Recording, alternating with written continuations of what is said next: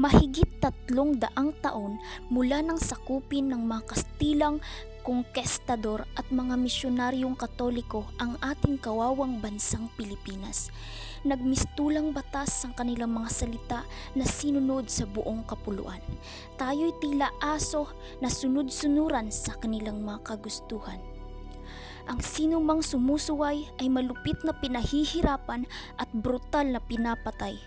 Ginagawang panakot sa ating mga Pilipino upang lahat ng kanilang patakaran ay masunod at maisakatuparan para sa kanilang sariling kapakinabangan. Hanggang walang pinuno na tatayo at buong tapang na lalaban, walang Pilipinong makakaasam ng tunay na kalayaan. Gumburza, 3 dakilang paring Katolikong Pilipino, Mariano Gomez, Jose Burgos at Jacinto Zamora, na pinatay noong ika-17 ng Pebrero 1872 sa Bagong Bayan ng mga kolonyal na otoridad at Espanyol sa paratang ng pagpapabagsak na bunga ng 1872 El Moten de Cavite o ang Cavite Mutiny. Ang kanilang pagkamatay ay nagkaroon ng malalim na epekto sa maraming Pilipino at nagbigay inspirasyon sa ating mga dakilang bayani tulad na lamang ni Dr. Jose Rizal at Andres Bonifacio. Si Andres Bonifacio ay isang magiting na Pilipino na ipinanganak noong Nobyembre 30, 1863. Natibay ang aking paniniwala na ang ligang ito ay magsisimula sa pagbabagong nais natin. Layunin ng La Liga Pilipina ang mapag-isang bayan, malabanan ang karahasan at inustisya, mabigyan ng proteksyon ang bawat isa kung kinakailangan, at mapag-aralan ang reforma para sa bayan sa mapayapang panahon.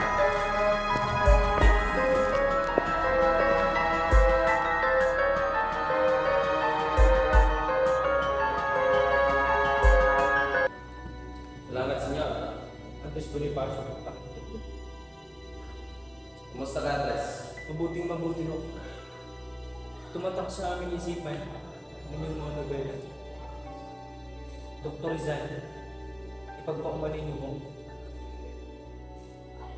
Sa parehas ng inyong nobela, sa kamalong may magsikan ay hindi magtatagumpay. Dahil hindi padaling pumistol ang daan patungong kalayaan, Andres, kailangan nating armasan ang ating sarili dito. Higit lalo dito. Yan ang sandatang ginagawa sa atin ng mga Kastila. Yan ang dapat nating ibalik sa ating bayan.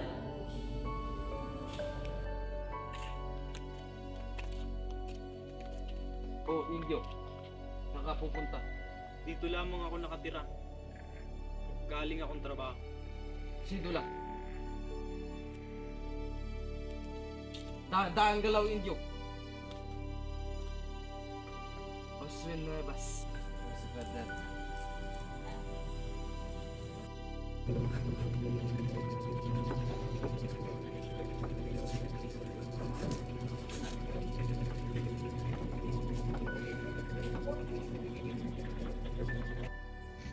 Pinapangako ko sa inyo, balang araw, hindi na natin kailangan pang lumuhod para sa mga Espanyol.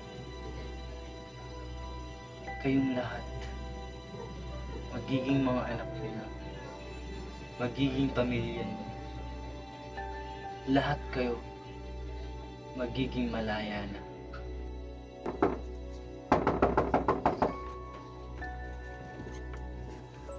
Ladislav. Masamang balita, Andres. Nalaman ng mga Kastila ang La Liga. Dilakip si Rizal.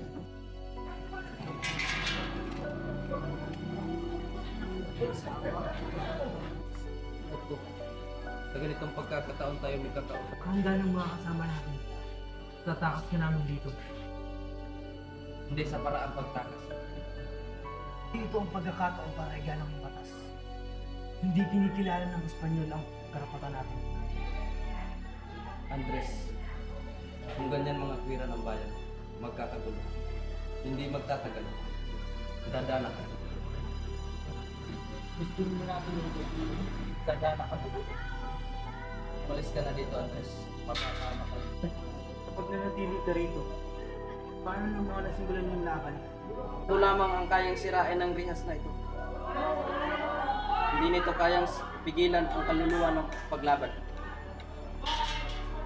Andres, sige na. Sige na.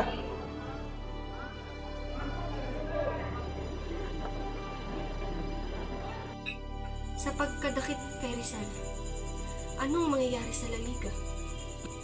Tiyak dadakin din ng mga Friday at ang lahat ng mga sumusuporta dito. Hindi. Hindi tayo makukulong. Lalaban ako kung kinakailangan. Hindi ako susuko sa mga Kastila na yan. Anong gagawin natin ngayon? Hindi naman maaaring tumigil na lang tayo sa paglaban.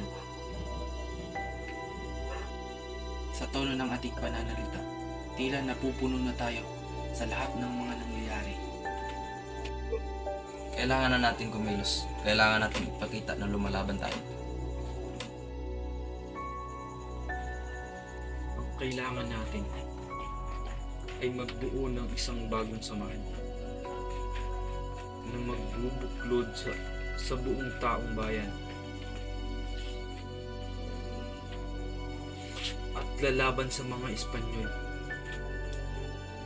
Hindi matagumpay ang mapayapang pagbabago na isinulong ni Dr. Jose Rizal.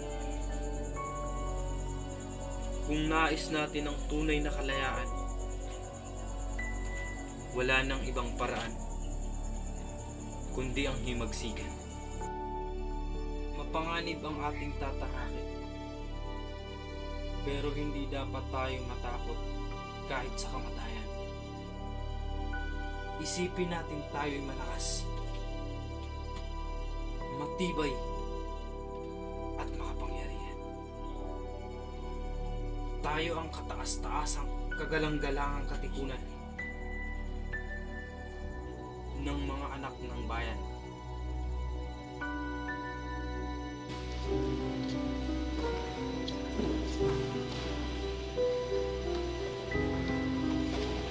Kasama ka bang pumasok sa mga mason? Hindi ba't ang mga mason hindi naniniwala sa Diyos? Depende lamang yan ang mga kainin. Ngunit ang katotohanan, ang mga mason, kung nasalanan ng Diyos. Isa pa, dito malaya na ang makakausap.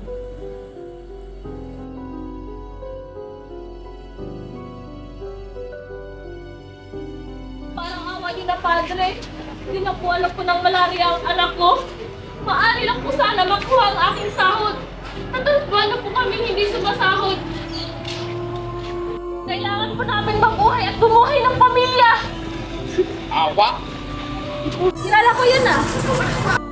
Labis na po ang pagpapahirap niyo sa amin. Anong klaseng Panginoon ang meron kaya walang halaga sa inyo ang buhay namin? Sino ka? Para hamunin ang pagmamalakad ko! Sinabi ko, hindi pwede! Parang yun ang awa. May sakit po ang anak ko.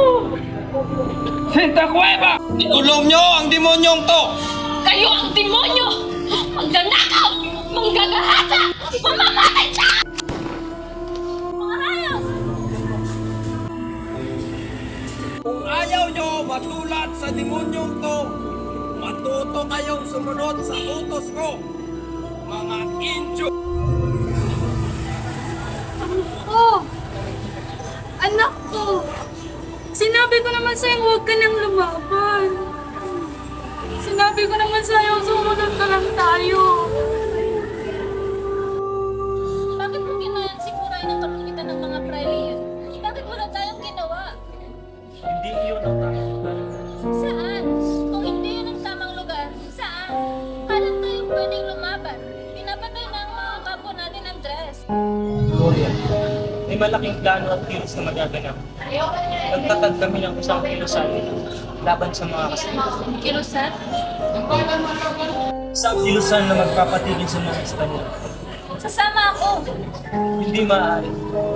Bakit? Oo, babae ako, pero kaya kong lumaban. Ayokong nakikita tinatrato tayong mas masahol pa sa hayop. Hindi ako papayag. Minsan na akong nawala ng babae niya. At wala akong nagawa para iligtas siya. Ayoko nang makulit yun. Hindi sa pagkakataon. Mabuhay ka na kambing. Ngayong kasapi ka namin katipunan. Maging isa kang kandila na magbibigay liwanag sa pagkakaisa ng marami pang mamamayan. Para sa karangalan, katarungan at kalayaan.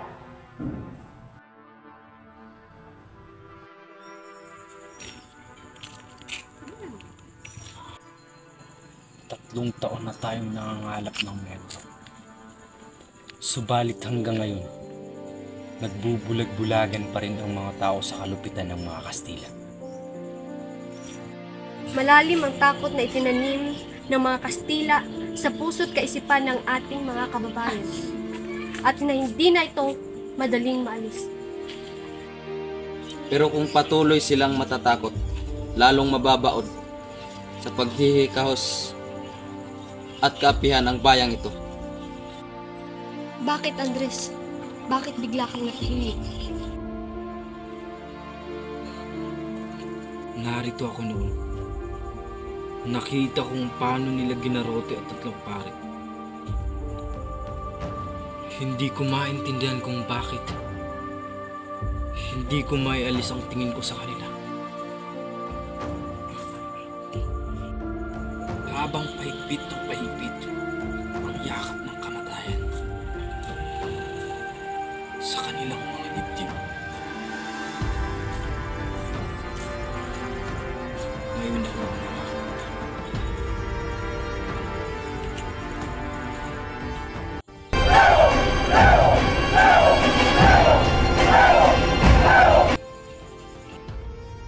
Si Emilio Aguinaldo'y sumanib sa kilusan upang ipaglaban ang karapatan ng kapwa Pilipino at tinawag siyang kasamang magdalo.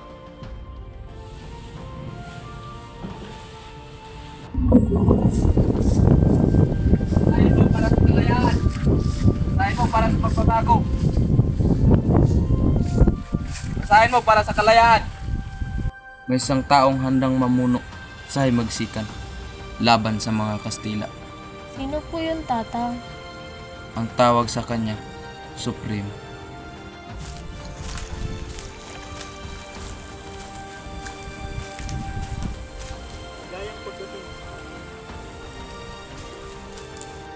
Buhay mga kapatid.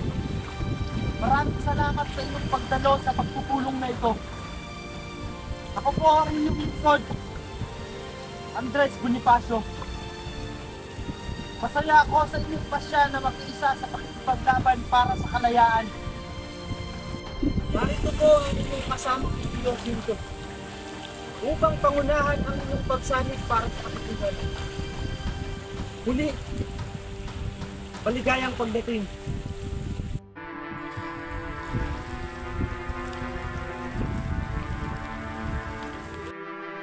Malaking pagsubok ang kailangang pagdaanan ni Andres. Isa na rito nang magkaroon ng malaking sunog sa Tondo, kung saan kasamang nasunog ang kanilang bahay. Kinupkop si Andres at Guryang ni Dr. Pio Valenzuela na siya ring nagpaluwal ng sanggol ng mag-asawa. Pero ilang buwan matapos ang panganganak ni Guryang ay agad binawian ng buhay ang kanilang sanggol.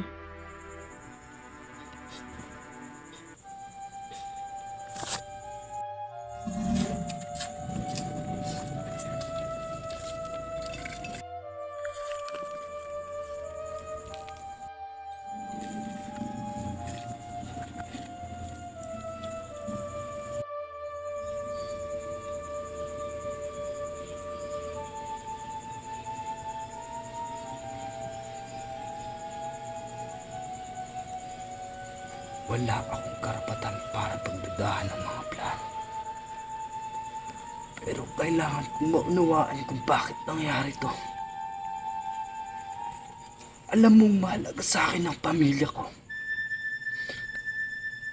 Ang anak ko. Wala ako dun para mailigtas siya. nandun ako nakikipaglaban para sa kalayaan. Nakikipaglaban para sa kinabukasan niya. Diyos ko, sinasabi mo ba sa akin na isuko ko na ang laban na to? Sapat na ba ang laban na to katumbas ng buhay ng anak ko? Matagal din tayong nagtiis. Ngunit dahil sa sinimulan ng Supremo, hindi tayo makakakita ng pag-asa. Ang mahalaga, magpatuloy ang paglaganap ng ating kalayaan para mas dumami pa ang bilang ng ating mga miyembro. Katino, saan ka pupunta?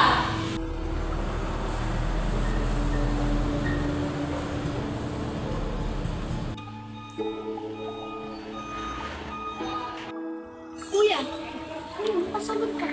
Gusto ko umabili ba?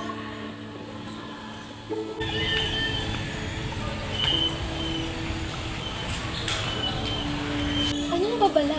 Hindi ko ang narinig kong plano namin. Kailangan natin mag-ingat. Dahil pag nagkagulo, pati ikaw magagamit. Paano mo nalaman na tungkol sa revolusyon na sinasabi mo? Karamihan sa mga kasamahan ko sa dyaryo ulang ay mga rupal. Diyos niyo, bakit hindi ka magsabi sa mga revolusyon?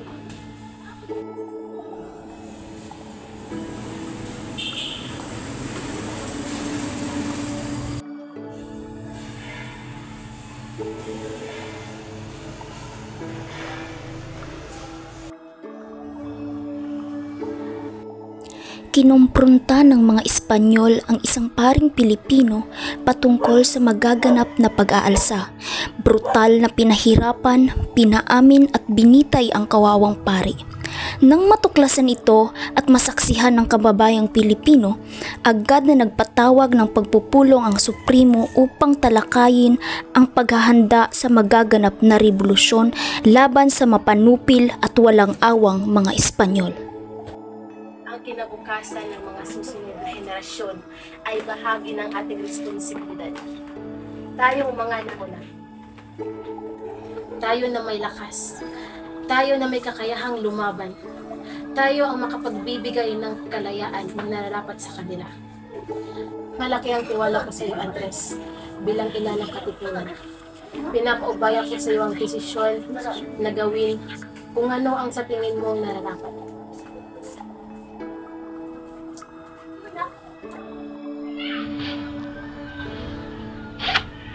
Napakarami na naging biktima ng mga Espanyol. At mas marami pang mamamatay kapag hindi natin pinigilan ang kanilang pang-aapi. Sa labang ito, isusulong natin ang ating buhay sa panganib. Ilang araw mula ngayon, sa gabi ng 29, sisimulan na natin ang revolusyon. Ilabas ninyo ang inyong mga sedula. Pagmasdan ninyo ang munting papel na umaalipin sa ating lahat. Katipunan, kailangan na nating wakasan ang ilang taong pananakop ng Espanya. Kulang man tayo sa sandata. Malakas man ang baril at kanyo ng mga Kastila. Lalaban tayo hanggang sa huling hininga. Hindi tayo magpapalupig. Tayo ang magtatagumpay. Dahil tayo ang mga anak ng bayan. Tayo ang nagmamay-ari ng lupang ito. Sa atin ang bayang ito. Hunitin ang mga sedula ninyo! Mabuhay ang Katipunan! Mabuhay ang revolusyon! Mabuhay ang Supremo!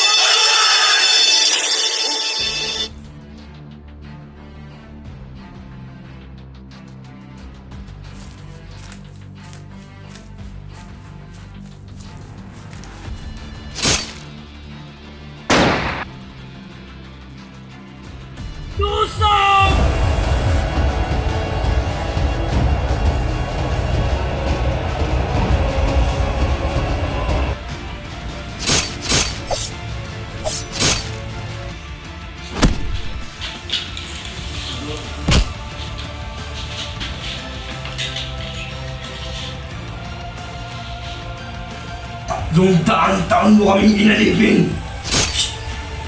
Para sa kalayaan! Ang labanan na yon ang nagbigay ng lakas ng loob at inspirasyon sa iba't ibang lalawigan para mag-aklas at labanan ang mga Kastila. Pero hindi lahat ng labanan ay nagiging matagumpay. Dahil sa kakulangan ng armas, dumating ang panahon na pinakamasakit sa Supremo. Buhay ng mga katipunero ang naging kabayaran para sa kalayaan ng bayan. Nagsagawa ng pagpupulong ang mga opisyal upang maghalal ng bagong pangulo. Nang matapos ang halalan, naitalaga si Emilio Aguinaldo bilang unang pangulo at pangalawang pangulo si Andres Bonifacio. Ngunit tinutulan at minaliit nila ang pagiging pinuno ni Andres Bonifacio dahil lamang sa siya ay hindi nakapagtapos ng abogasya. At bilang supremo, ipinawalang bisa niya ang halalan.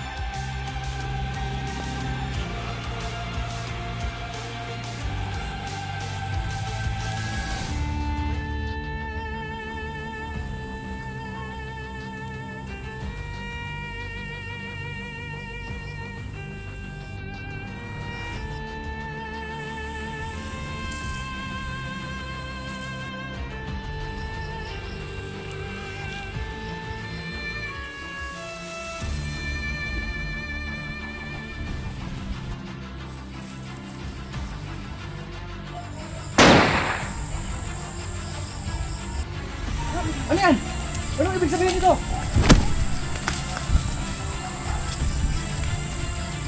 Wag, Andres! Wag!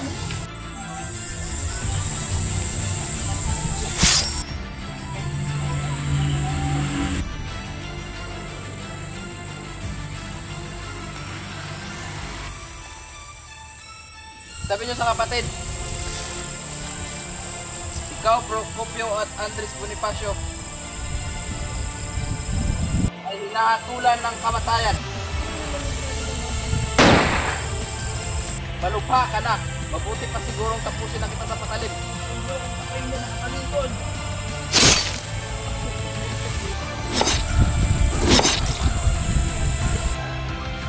Si Andres Bonifacio E. de Castro, ama ng himagsikang Pilipino. Isa sa mga bayani ng Pilipinas na naging pangunahing lider at tagapagtatag ng katipunan, isang revolusyonaryong samahan na nagsusulong ng kalayaan ng Pilipinas mula sa kolonisasyon ng Espanyol. Siya ay pinanganak noong Nobyembre 30, 1863 sa Tondo, Maynila at namatay noong Mayo 10, 1877. Bagong maging aktibista, nagtrabaho si Bonifacio bilang isang manggagawa at naging miyembro ng La Liga Filipina, isang samahan na itinatag ni Jose Rizal. Hindi nagtagal, nagbuo siya ng sariling samahan na tinawag na Kataas-Taasang Kagalang-galangang Katipunan ng Mga Anak ng Bayan, na kilala rin bilang Katipunan. Ito ay isang lihim na samahan na naglalayong magtulungan ang mga Pilipino upang makamit ang kalayaan mula sa pamahalaang Espanyol. Sa pamumuno ni Bonifacio, ang Katipunan ay nakapag-organisa ng mga revolusyonaryong puwersa at nakipaglaban sa mga Kastila upang makamit ang kalayaan ng Pilipinas. Siya ang nanguna sa pagpapalit ng pangalan ng revolusyonaryong puwersa mula sa Haring Bayang Katagalugan papunta sa Republika ng Pilipinas at nagbuo rin siya ng sariling armadong puwersa, ang mga Katipunero. Si Gat Andres Bonifacio ay kinilala bilang isa sa mga pinakamatapang na lider ng mga revolusyonaryong puwersa na nakibaka para sa kalayaan ng Pilipinas mula sa pananakop ng mga Kastila. Siya'y sumapi sa La Liga Pilipina noong Hulyo 3, 1872. Nagtatag ng Katipunan, nagsalakay sa San Juan del Monte noong Agosto 30, 1876 at naglunsad ng pagsalakay sa Maynila noong Agosto 1876. Ngunit sa kabila ng kanyang mga kontribusyon sa paglaya ng Pilipinas, si Bonifacio ay naging biktima ng internal na alitan at politika sa loob ng Katipunan. Sa kasong pagsuway sa liderato ng Katipunan na isinampa ng magkapatid na si Emilio Aguinaldo at Candido Tirona. Si Bonifacio ay namatay sa engkwentro sa Bundok Buntis noong Mayo 10, 1877 kasama ang kanyang mga kapatid at kasama sa revolusyon. Ang buhay ni Bonifacio ay dapat maging inspirasyon sa lahat ng mga Pilipino upang magpakita ng tapang, kabayanihan at pagmamahal sa bayan kahit sa gitna ng kahirapan at mga hamon sa buhay. Laging isa puso't isip ang salita ng ating magiting na bayani. Aling pag-ibig pa ang hihigit kaya sa pagkadalisay at pagkadakila gaya ng pag-ibig sa tinubuang lupa? Aling pag-ibig pa? Wala na nga, wala. Maituturing nga bang taksil ang isang taong nagsakripisyo para sa nakararami?